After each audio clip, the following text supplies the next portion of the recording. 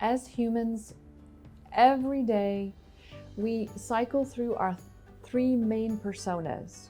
Okay, so we have three main personas, and first off, let's talk about what is a persona. A persona is who you are being in a particular circumstance.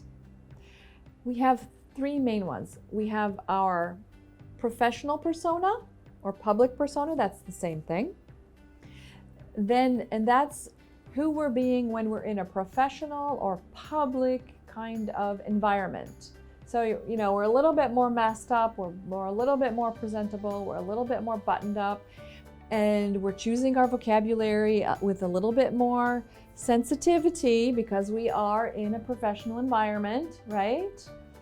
Then there's on the complete other end, that's our absolute private persona. Our private persona is who we are being when we are completely alone with ourselves in a quiet, still setting, with maybe in meditation or maybe even prayer, or laying in bed, relaxing, no stimulus from the outside world, everything centered on the inside world, and we're being in our private persona.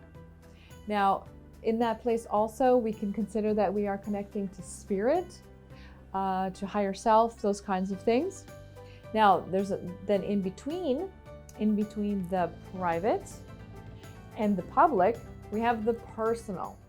So in the personal persona, that's when we are being in a place of semi-rules with our family, our friends, our loved ones, where it's relatively safe, depending on your family, obviously, however dysfunctional it may or may not be.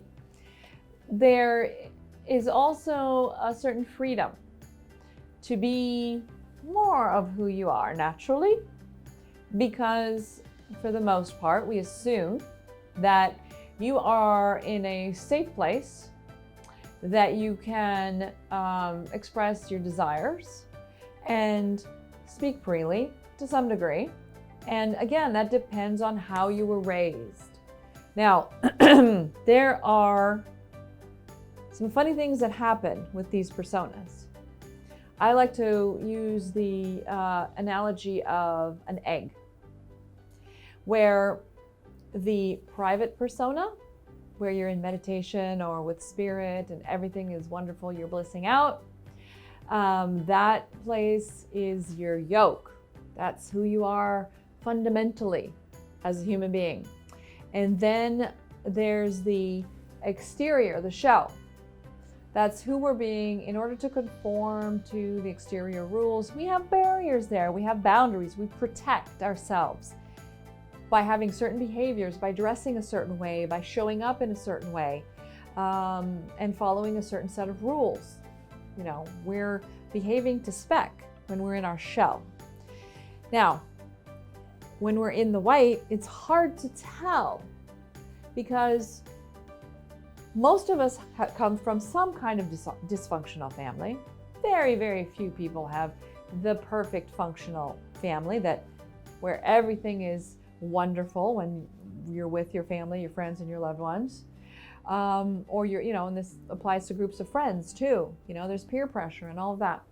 So when you're in your white, it's very confusing and it's a little bit of trial and error, but it's kind of a nice place to be where you can use your awareness, figuring out, well, is this something that I want to be a little more of a boundary? Do I want to shell up here with this person? I know they're my friend or my colleague or something, but I don't know. Maybe I need to shell up a little bit because they don't have my best interest at heart. And then there's something funny that we do also, where we're mentally in our shell, but physically in our yoke. And I call this putting shells in your yoke. So you're meditating and you're doing your meditation practice and everything's great. And then boom, you start thinking about your boss and how much you hate your boss. And why did he say that? What did he mean? Does that mean I'm going to get fired? So when you bring those shell thoughts into your yoke, you're messing with your yoke. It's not where it needs to be. So there's a mental training that comes with understanding this model. The best thing that you can do is to, at the end of the day, for 30 seconds, when you're brushing your teeth or getting ready for bed, look at how much time and energy you spent in the yolk, the white, or the shell. Notice, there are some people who are all shell all day, all the time. So their yolk and their white is completely depleted. That part of themselves, is depleted. It's not been nourished, but there's no energy or time spent in that space. We call this empty suit syndrome. I'm sure you know a few. Then if you're spending all your time and all your energy in your yolk, how are you developing yourself in the world?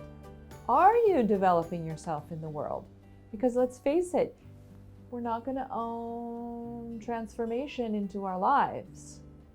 Meditation is an amazing, awesome tool, but that's not what it's about. You cannot sit and fix the world. You cannot sit and be successful and happy and healthy all the time, all day. Sitting all day long is not going to do it. Action is required. So where do you find the balance? And then look at your relationships in the white. What's going on there? Are you being too hard on some friends and family? Are you too shelled up when you're with them? Are all of your relationships with your friends shelled up? Maybe they're not as your friends. Maybe they're just acquaintances or colleagues. Maybe there's something deeper you need to be looking for. And then on the other end, are you pretending that your colleagues are in your white? Are you pretending that they're nice people and that they'll understand? Because, we're all in this together. Are you being a little too slippery on your showing up on time and being respectful and, conscientious in the workplace? All of these things you can examine. So I invite you to do that every night for 30 seconds when you're just brushing your teeth. Think about it. Who were you being at any given moment in the day? And what energy were you giving to that place? We'll talk more.